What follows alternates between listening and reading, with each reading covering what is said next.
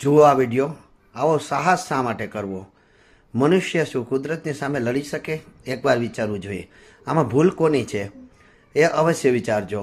અને પાણી સામે આવો સાહસ કરવાથી શું ફળ પ્રાપ્ત થયું?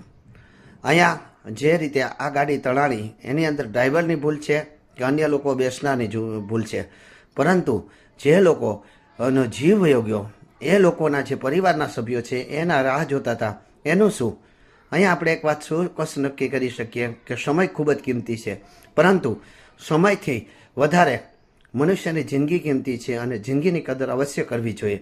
જે લોકો આવા સાહસ કરે છે એ લોકો ખરેખર તો શા માટે કરે છે એ સમજવાની વાત છે.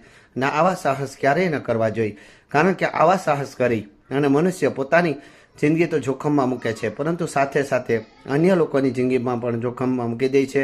અને જે વયા જાય છે એના પરિવારનો શું, આ વિચાર અવશ્ય કરજો. જય મહાદેવ.